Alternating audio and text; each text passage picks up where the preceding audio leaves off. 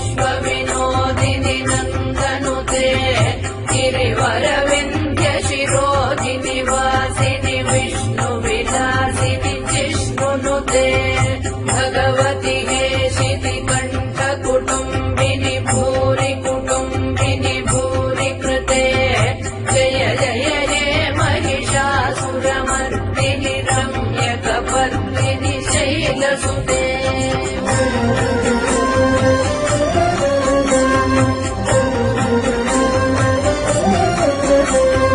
सुरवरवर्षिणि दुर्धरधर्षिणि दुर्मुखमर्षिणि हर्षरते त्रिभुवनपोषिणि शङ्करतोषिणि किल्बिषमोषिणि घोषरते तनुजनिरोषिणि दितिसुतरोषिणि दुर्मदशोषिणि सिन्धुसुते जय जय हे महिषासुरमर्दिनि रम्यकपर्दिनि शैलसुते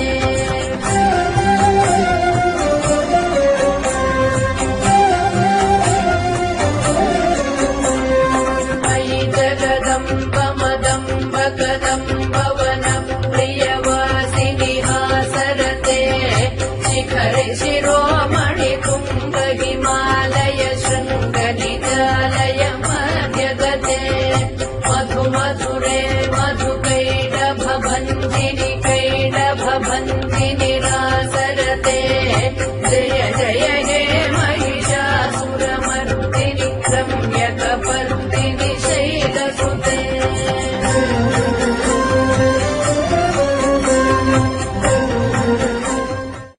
ஆகே பல தோல்விகள் சந்திச்சா வெற்றிக்கு படி என்று நிறுவம். அது பொய். துவக்கத்திலிருந்து முடிக்கிற வரைக்கும் எல்லாமே ஜெயமாக எதிலையும் தோக்காத புருஷர்கள் இருக்கிறாங்க. அது இதிகாசத்துல கண்ணனும் இதிகாசத்துல ராமரும். ஃப்ரம் த பிகினிங் அந்த மாதிரி வாழ்க்கையில சில மனிதர்கள் வாழ்றது உண்டு. வாழ்க்கையில தோல்வியை சந்திக்காது. அந்த தோல்வியை சந்திக்காத சக்தி ஏன் வருது? நல்லா யோசனை பண்ணி பார்க்கணும். அவங்க பாவத்தை செய்யல. பாவம்ங்கிற செயல் செய்யல. பாவம்னா என்ன? பொய் சொல்றது பெரிய பாவம். இப்போ பொய் சொல்லாதவங்க எத்தனை பேர் இருப்பாங்க? என்னை எடுத்துக்கோங்க.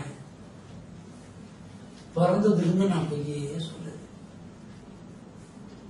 பிறந்ததிலிருந்து நம்ம பண்ண வேலைன்னா பொய் சொல்றது மட்டும்தான். முதல் பொய்.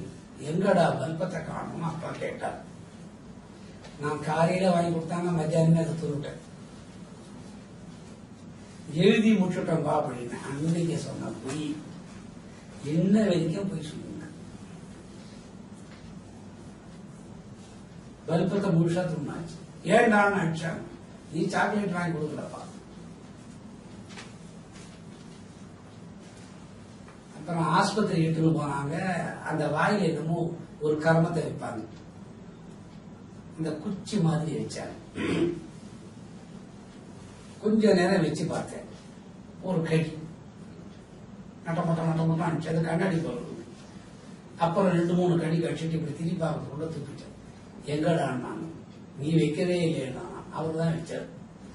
அன்னைக்கு சொன்ன பொய் ஆரம்பம். இன்ன வரைக்கும் பொய் சொல்றோம். பொய் சொல்றது பாவம். என்னப்பா சிப்பு ஓடி இருக்குதுன்னா 50 நிமிஷம், அதுல 60 நிமிஷம், 45 நிமிஷத்திலேயே எடுத்துறது பொய். ஒரு சின்ன சின்ன விஷயத்துக்கெல்லாம் பொய் சொல்றோம். அந்த பொய்யால வர்றது பாவம். பொய் சொல்லாத இந்த காலத்தில் இருக்க முடியுமா? குடால தண்ணி வந்திருக்கும். 3 குடம் வரும். அது டெய்லி 8 குடம் வர குடா தண்ணியா இருக்கும். 3 குடம் இந்த அம்மா புடிச்சுன்னு போயிட்டு இருப்பாங்க. நேர கொண்டு போய் வீட்டுல வச்சுட்டு இருப்பாங்க. ஏமா தண்ணி வந்ததா? தண்ணி வரவே இல்லையோ, எத்தனை படம் மேல போயிருக்குது. இந்த மாதிரி சின்ன சின்ன பொய்கள் கூட பாவத்தை கொடுக்கும். அதுல பெரிய பொய் சின்னதா சொல்றவங்க லேடிஸ் தான். வீட்டுக்காரரு பணம் இல்லைன்னு அல்லாடி இருப்பார். அந்த வீட்டுக்காரன் பணத்தை திருடி திருடி திருடி திருடி சேர்த்து வச்சிருக்கோம். திடுமுன்னு அந்த பணத்தை கொண்டு வந்து கொடுத்து, நான் எங்க அம்மா வீட்டுல இருந்து வாங்கி வந்தேன், கொடுத்துட்டு வட்டி வேற கொடுக்கணும்னு கேட்கும். இந்த மாதிரி சின்ன சின்ன பொய்கள்லாம் பாவம். பொய் சொல்லாத இருக்கக்கூடிய கல்யாணியோட அருள் கிடைச்சா எப்பவுமே ஜெயம். ஹரிச்சந்திரன் கதையில இதுதாங்க பிரச்சனை. இத நல்லா கவனிங்க. பாபம் நிவர்த்தி. ஹரிச்சந்திரன் பொய் சொல்ல மாட்டேன்னுட்டார். நாடு நகரம் போயிடுச்சு. வந்தவர் பொய் சொல்லக்கூடாதுன்னு சொல்லிட்டார். அந்த பொய் சொல்லக்கூடாதுன்னு சொன்னவரே தோத்து போற நிலைமை வர்ற காலத்துல ஹரிச்சந்திரா இந்த மாதிரி பொய் சொன்னா என்ன? விஸ்வாமித்திரர் வர்ற, நீ பொய் சொன்னா இந்த தேசத்தை கொடுத்துடுறேன். அவர் சொல்றாரு நான் பொய் சொல்ல மாட்டேன். இவர் சொல்றாரு நீ பொய் சொல்லு. பொய் சொல்ல மாட்டேன், பொய் சொல்லு, பொய் சொல்ல மாட்டேன். இதுதான் கதை. ஒரு கால லெவலுக்கு அப்புறம் விஸ்வாமித்திரர் சொல்றாரு, நான் பொய் சொல்லி கொடுக்கற மாதிரி நான் எப்படி பொய் சொல்ல கத்து கொடுப்பனோ அந்த மாதிரி பொய் சொன்னா அவரே கத்து கொடுக்கிறார். அப்ப யார் ஜெயிச்சது? ஹரிச்சந்திரன் ஜெயிச்சார். பாவம் இல்லாத வாழ்க்கை. அது எப்படி பாவம் இல்லாத வாழ்க்கை? அவரோட கதையை ராமனுக்கு சொல்றாங்க. ராமன் இதிகாசத்துல வர்றதுக்கு காரணம் ஹரிச்சந்திரன் கதையை கேட்டார். பாவம் வராத நிலைகள் நித்திய கல்யாணியா இருந்து கொடுக்கக்கூடிய துர்க்கை ஸ்ரீ வெக்காளி ரூபிணி ஜெயதுர்காயி நம. வெக்காளின்னு ஒரு அம்மன் இருக்கு. வெக்காளி அதுல 2-3 வகை இருக்கு. ஒரு வகை சிலருக்கு இது குலதெய்வம், அற்புதமான தெய்வம். இதெல்லாம் எங்க நிறைய இதுக்கு கோயில் இருக்குதுன்னா திருச்சி போற வழியில இருந்து எல்லா கோயில் இருக்குதான். திருநெல்வேலி வரைக்கும் வெக்காளி அம்மன் பேர். இவங்க எதுல இருந்து காப்பாத்தாங்கன்னு கேட்டா,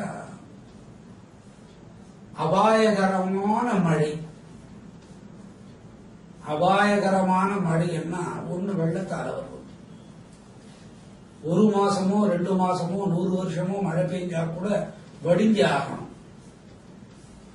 வடியாத ஒரு மழை இருக்குது, வடியவே வடியாது. அந்த மழை பெஞ்சா அப்படியே இருக்கும். அந்த மழைக்கு பேரு மண்மழை. மண்ணால மழை பெய்யுது.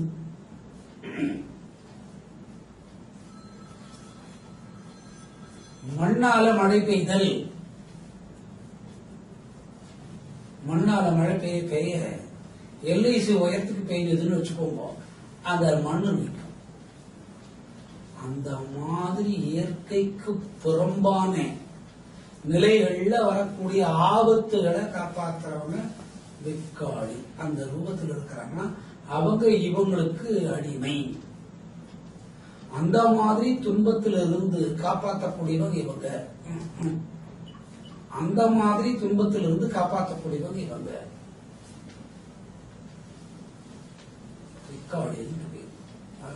இயற்கை சீற்றத்துல பலவிதம். இன்னொன்னு, திடீர்னு பூமி பறந்து ஆயிரக்கணக்கான பேர் உள்ள போயிடும். இதுக்கு கோரத்தாண்டவம்னு பேர். திடீர்னு பூமி பறந்து லட்சக்கணக்கான பேர் உள்ள போயிடும். உள்ள போற உடனே கடல் நீர் மேல நின்று போகும். இந்த மாதிரி அகோரமான இயற்கை சீற்றங்கள்ல இருந்து காப்பாற்றக்கூடிய வெக்காளியோட பவரை வச்சுருக்கவங்க ஜெயதுர்கை. அப்ப இயற்கை சீற்றம் வர்றதுக்கு தடுப்பு உள்ளவங்க. இயற்கை சீற்றம் அது கோபம் வர்றது கூட ஒரு வகை. அதுல இருந்து காப்பாற்றக்கூடியவங்க. ஓம் ஸ்ரீ நவதுர்கா சுத்திரி ரூபிணி. 9 துர்க்கையிலே அழகா இருக்கக்கூடியவங்க, அழகான துர்க்கை, ரொம்ப அழகா இருப்பாங்க. அழகை எல்லாமே விரும்புறவங்க, அழகை யாருமே விரும்பாத இருக்க மாட்டாங்க. நான் அசிங்கமா இருப்போம்னு யாராவது நினைப்பாங்களா? மூக்கு பெருசாகி ஒரு கண்ணு வெளியில வந்து ஒரு கண்ணு உள்ள இருந்து பாதி நெத்தி பொழந்து ஒரு காது நீட்டாகி ஒரு காது குள்ளமா இருக்கும்னு வேண்டிட்டாங்களா? குரங்கு மாதிரி இருக்கிறது கூட போய் தாயே நான் அழகாகணும், 8 ஜென்மத்துக்கு அது அழகாகும், அது போய் வேண்டிக்கும். இப்ப அழக நம்ம எல்லாமே விரும்புறோம். அழகு எப்ப வரும்? பாவம் செய்யாத இருந்தா அழகு வரும். பாவம் செய்யாத மூஞ்செல்லாம் அழகா இருக்கும். இயற்கையான அழகோடு இருக்கு. அந்த அழகு வந்து சுந்தரமா இருக்கு. நிலவு வந்து பன்னீர் மாதிரி மழை பெஞ்சி அப்போ ஒரு இளம் தென்றல் காற்று வீசி அற்புதமான மனைவி வந்து எந்தாங்க பாவாசம், இந்த பாயாசத்தை குடிங்க, நமக்கு இன்னைக்கு கல்யாணமான நாடு. அந்த சம்சாரம் அழகா வந்து அலங்காரமா நின்று இயற்கையான அழகா இருந்தா ஒரு மனசுக்கு எந்த சந்தோஷம் வருமோ அதுக்கு ஒரு சுந்தரி. அழகான தெய்வம். அந்த அழகுல மனம் மயங்கனா எல்லா விஷயத்திலையும் ஜெயதுர்க்கை. சுந்தரின்னா எப்பவுமே ஒரே மாதிரி வயதுடைய தோற்றத்தோட இருக்கிறது. எப்பவுமே ஒரே வயது மாதிரி தோற்றத்தில் இருக்கும். 80 வயசு பார்த்தா ஒரு 50 வயசு மாதிரி இருக்கும், 50 வயசு பார்த்தா ஒரு 25 வயசு மாதிரி இருக்கும். இது பேர் வந்து சுந்தரம் பேர். சுந்தரி, சௌந்தரி, நிரந்தரின்னு பேர் இருக்கு. சிலர் பாத்தீங்கன்னா 25 வயசு இருக்கான், ஒரு 45 வயசு தாத்தா மாதிரி இருப்பாரு. அவரோட சம்சாரம் கூட 8 அடி தொல்லிதான் வரும். ஏன்னா அது வீட்டுக்காரன்னு சொல்றது அசிங்கமா இருக்கும். சிலது பாத்தீங்கன்னா வீட்டுக்காரர் அழகா இருப்பாரு, ஒரு பெரிய பீப்பாய் கூட நடந்து வர்ற மாதிரி இருக்கும். அழகா இருந்தா பத்தாது, பீப்பாய் மாதிரி இருக்கும், இருக்கக்கூடாது. ஸ்கிம்னு ஒரு வார்த்தை இருக்கு, அந்த மாதிரி ஸ்கிம்மா இருக்கும். இதுக்கு பேர் சுந்தரம். இந்த சுந்தரம் வரணும்னா பாவம் பண்ணாது இருக்கணும், பாவம் பண்ணாது இருக்கணும்னா கல்யாணி தொழிலும், கல்யாணி தொழில்னால இதெல்லாம் அழகானது. அழகு வந்துட்டாவே செல்வம் தன்னால வந்துடும். அழகு வந்துட்டா செல்வம் தன்னால வந்துடும். இல்ல செல்வம் வந்துட்டா தன்னால அழகு வந்துடும். கரண்ட்டுக்கு சில மூஞ்சி பிடிக்கும். கரண்ட் சில மூஞ்சிகளை கரண்ட்டுக்கு பிடிக்கும். சில மூஞ்சிகள் கரண்டோட போனா 5 வருஷம் பொறுத்துதான் அந்த கரண்ட்டுக்கு மூஞ்சி பிடிக்கும். சிலதுக்கு குரல் கரண்ட்டுக்கு பிடிக்காது. தனியா பாடினாங்கன்னா அவ்வளவு நல்லா வாய்ஸ் இருக்கும். கரண்ட்ல போனா மியான்னு கத்துற மாதிரி இருக்கும். சிலரு கரண்ட் இல்லாத பாடினா வாய்ஸ் நல்லா இருக்காது, கரண்டோட பாடினா இதுக்கு பேர் சுந்தரம், அழகுன்னு பேர். இந்த மாதிரி அழகான ராகங்களை கொடுக்கிறது கூட இந்த சுந்தரி இயற்கையா வரும். இந்த அழகு ஒரு ஆணுக்கும் பெண்ணுக்கும் வரணும்னா கூட இந்த அம்மாவோட அருள் இருந்தா தான் வரும். அழக விரும்பாதவங்க யாராவது இருக்கிறாங்களா? அழகை எல்லாமே விரும்புவாங்க, அதுக்கு பேரு சுந்தரி. அந்த துர்க்கைக்கு சம்பந்தமானவங்க இவங்க. ஓம் ஸ்ரீ கனகஸ்வரூபிணி ஜெயதுர்காய நம.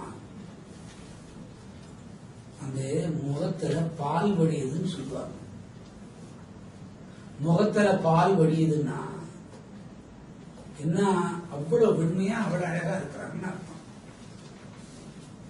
அதனால ஒரு 1 லிட்டர் டப்பா எடுத்துற போய் மூஞ்சுக்கு நேரா பிடிக்க முடியாது.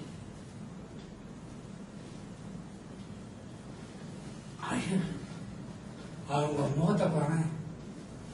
தங்கம் ஜொலிக்கிற மாதிரி ஜொலிக்குது.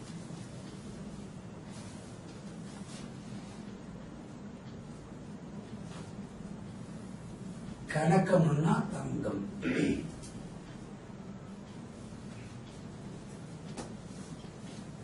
அந்த தங்கத்துக்குண்டான நிலைய மனசுக்கும் உடலுக்கும் ஐம்பூதத்துக்கும் அருளல். கணக்கம்னா என்ன பேரு? தங்கம்னு பேரு. இந்த சில சக்கரங்கள்லாம் இருக்கும். செம்புல எழுதுனா ஒரு பவர், பித்தளை எழுதுனா ஒரு பவர், வெள்ளியில எழுதுனா ஒரு பவர், தங்கத்தில் எழுதுனா 100 ஆண்டுகள் ஒரு பவர். ஒரு கலசம் நிறுத்தின கோயிலுக்கு கூட 12 வருஷத்துக்கு ஒரு முறை கும்பாபிஷேகம் பண்ணணும். 12 வருஷத்துக்கு ஒரு முறை கும்பாபிஷேகம் பண்ணணும்.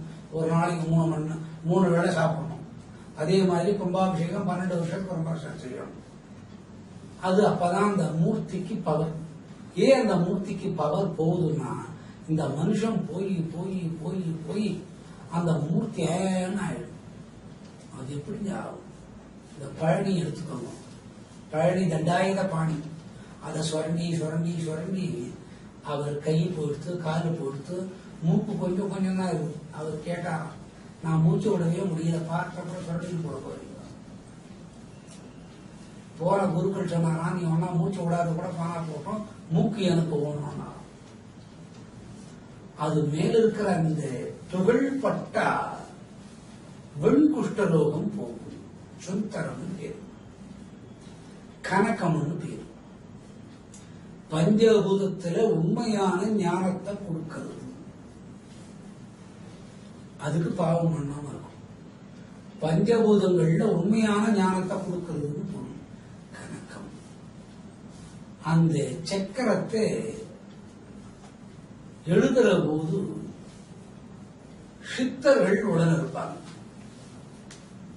அந்த சக்கர பிரதிஷ்ட அந்த பீடத்துக்குள்ள பண்ணுவாங்க. சரியான நிலையில 100 ஆண்டுகள் அதுக்கு வரும். அந்த சக்கர 100 ஆண்டுகள் வரும். அப்ப அந்த தங்கம் என்ன மாதிரி தங்கம் இருந்திருக்கும், என்ன மாதிரி எழுத்துகள் அதுல பதிஞ்சிருக்கணும், என்ன மாதிரி ஆள் அதை எழுதியிருக்கணும், என்ன மாதிரி சித்தர்கள் 18 பேர் அதுக்கு ஆசி கொடுத்திருக்கணும், என்ன மாதிரி தேவதைகள் உடன் இருந்திருக்கணும். 100 வருஷம் அதை அடக்காக்கணும். அந்த அடக்காக்கிற அம்மைக்கு பேரு கனகம்.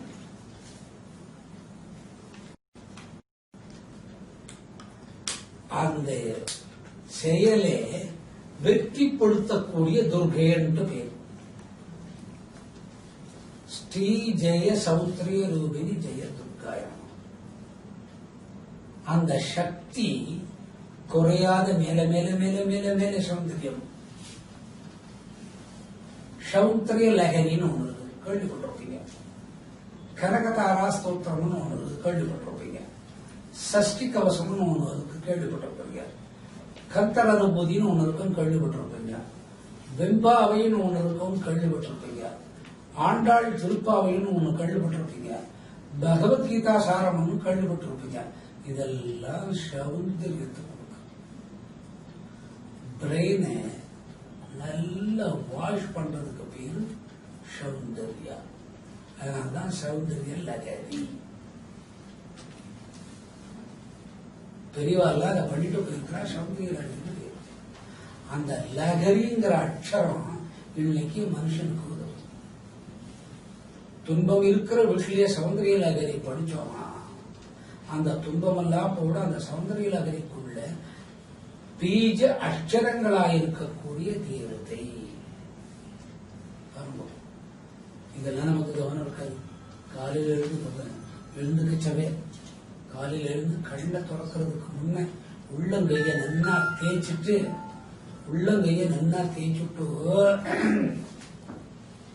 உள்ளங்கைய பார்த்தபடி ஓம் ஸ்ரீ ஜெயதுர்காயே நமஹ,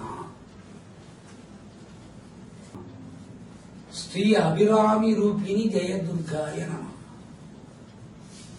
ஸ்ரீ அபிராமி ரூபிணி ஜெயதுர்காயே நம. கல்யாணம் பண்றோம். என்ன சாமி, காட் இஸ் கிரேட் தான் இங்கிலீஷ்ல சொல்லுவாங்க. அதுக்கு கூட பொருத்தம் இருக்கணும், பிராப்தம் இருக்கணும். இந்த பிராப்தத்தை அருள் பண்றவங்க அபிராமி. அது ஜெயமா நடக்கணும். அந்த ஜெயத்தை கொடுக்கிறவங்க இந்த அபிராமி. ஸ்ரீ அகிலாண்ட நாயகி ஜெயதுர்காய நம. அகிலாண்டம்னா என்ன? பெரிய அகல் விளக்கு வச்சு அதுல திரிய போட்டு விளக்கு வைக்கிறதுக்கு அகிலாண்டம் பேர். அது மேல்வாரி அர்த்தம். அகிலாண்டம்னா என்னன்னு கேட்டா, உள் பாதத்திலிருந்து மேல் பாதம் வரைக்கும் ஒரு பாகம், மேல் பாதத்திலிருந்து முழங்கால் வரைக்கும் ஒரு பாகம், முழங்காலில் இருந்து இடுப்புல இருக்கிற எலும்பு வரைக்கும் ஒரு பாகம், இடுப்புல இருந்து தொப்புள் வரைக்கும் ஒரு பாகம், தொப்புள்ள இருந்து இருதயத்துக்கு முன்ன இருக்கிறது ஒரு பாகம், இருதயம் ஒரு பாகம், இருதயத்துக்கு மேலே கட்டம்னா ஒரு பாகம், தாடை எலும்புகள் ஒரு பாகம், மேல் தாடை கீழ் தாடை ஒரு பாகம், அதுக்கு முன்ன பின்ன மூக்கு ஒரு பாகம், இம்மை இமைக்கு மேல ஐப்ரோ அது ஒரு பாகம், இந்த ஐப்ரோவுக்கு கீழே இருக்க கண் ஒரு பாகம், சிறசில் இருக்க முடிக்கும் நடு மண்டைக்கும் இருக்கக்கூடிய பாகம், திருமண் நட்டுக்கிறமே இது ஒரு பாகம். இந்த பாகங்கள்லாம் ஒன்னா சேர்த்தாதான் ஒரு ஹியூமன் நேச்சர் பாடி. இது ஜெனரல் தியரி. இதுக்கு அகிலாண்டம் பேர். நம்ம உடம்புக்குள்ளேயே ஒரு பொம்பளை இருக்கிறார், அது அம்மாவா இருக்கிறார். அகிலாண்டம் பேர். ஸ்ரீ அகிலாண்ட நாயகி ஜெயதுர்காயே. இவ்வளவு ஒரு ஆண் உடம்புல இருந்தோம் பெண் உடம்புல இருந்தோம் ஞானம் தரலே. இதுக்கு என்ன காரணம்னா பொய் பேசுறோம். பொய் பேசினா பாவம் பாவம் வந்தா இத்தனை அடிப்படுது, கணக்கு மடிப்படுது, அழகு அடிப்படுது, அகிலாண்டம் அடிப்படுது. இத்தனை விஷயங்களை கொடுக்கிறது இந்த மாதான். ஓம் ஸ்ரீ ஆனந்த வைஷ்ணவி. ஓம் ஸ்ரீ ஆனந்த வைஷ்ணவி ஜெயதுர்காய. விஷ்ணுவோட நேர் பெண் பிம்பம் வைஷ்ணவி. விஷ்ணுவோட நேர் பிம்பம் பெண் பிம்பம் வைஷ்ணவி. மோகினின்னு பேர்.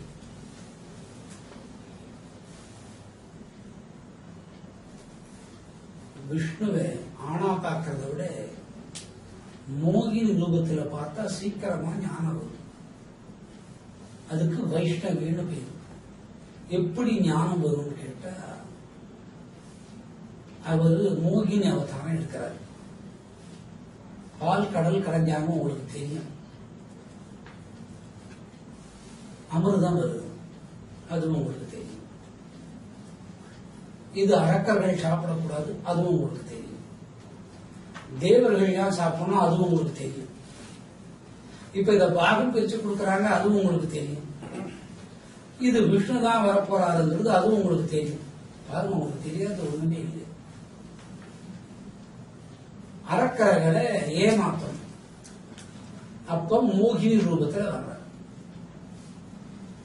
நெஜ மோகினா தலையை விரிச்சு போட்டு வெள்ளை கலர் பூ வச்சுக்கிட்டு வெள்ளை ட்ரெஸ்ஸுகளை போட்டு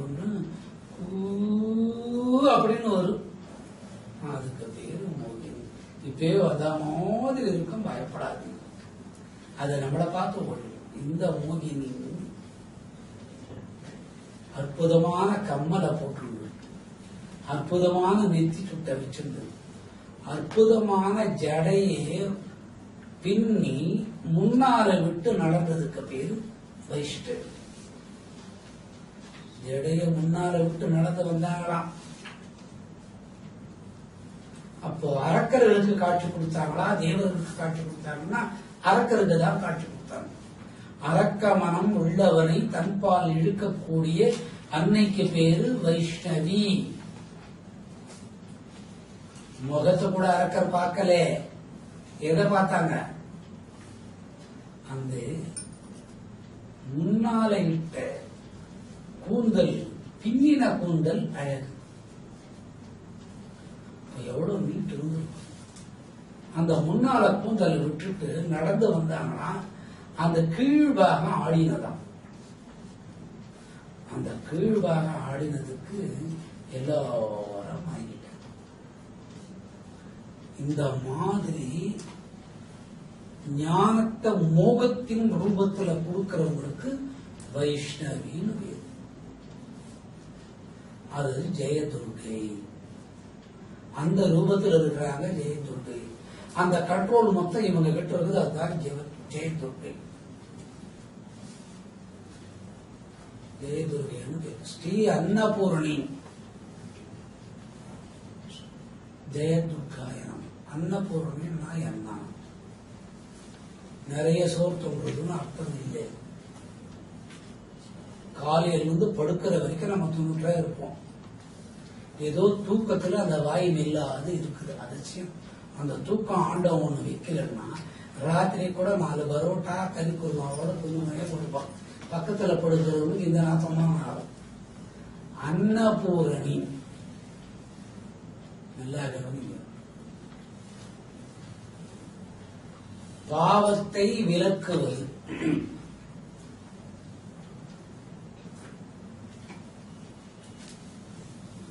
பிரம்மத்தின் ஒரு பாவத்தை விளக்கிறதுக்கு அன்னபூரணி.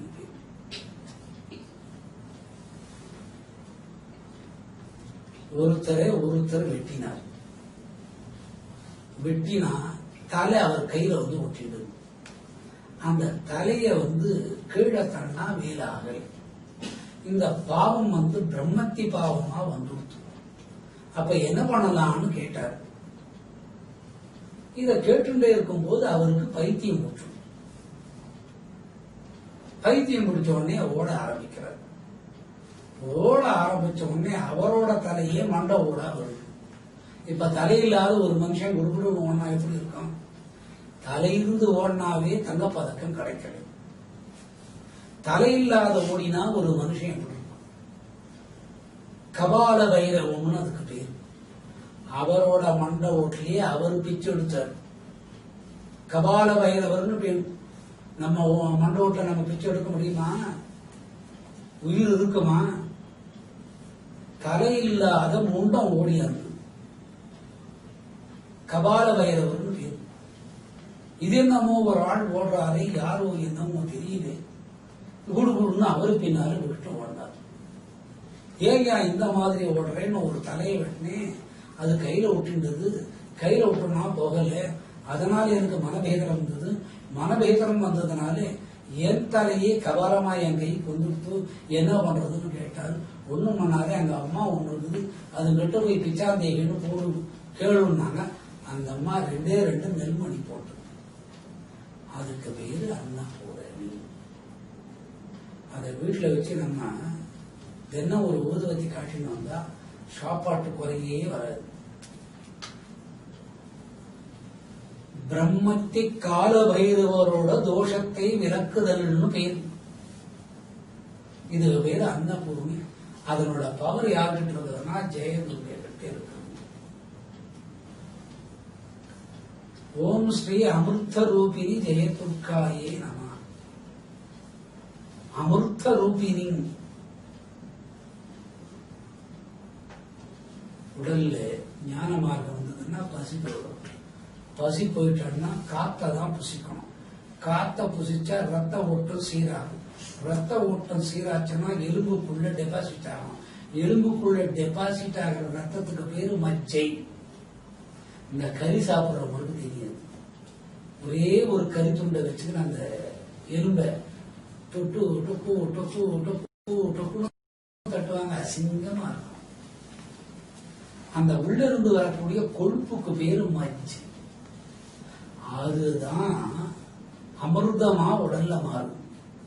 எப்படி அமிர்தமா மாறுதுன்னா அந்த தூய டெபாசிட் ஆன கட்டி ரத்தம், அதே ரத்தம் ரத்த குழாயில் அடிச்சுச்சுன்னா ஹார்ட் ஆபரேஷன். அது டெபாசிட் எலும்புக்குள்ளாகும்.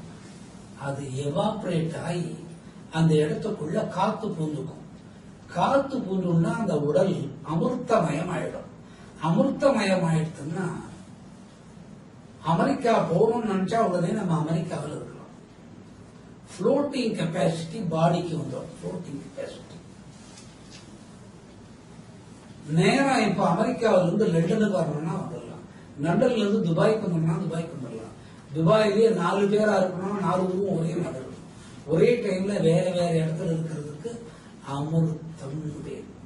அது எங்க டெபாசிட் ஆகுதுன்னு கேட்டீங்கன்னா எலும்புக்குள்ள டெபாசிட் ஆகக்கூடிய ரத்தத்துக்கு மஜ்ஜைன்னு பேரு. அது காற்று ரூபம் மாற்றி அது காற்று உள்ள போய் ஃபில் ஆயிடுச்சுன்னா பாடி ஒரு குண்டூசி அளவுக்கு தான் வெயிட் இருக்கும். இப்ப குண்டூசி அளவுக்கு வெயிட் இருந்தா என்ன ஆகுது?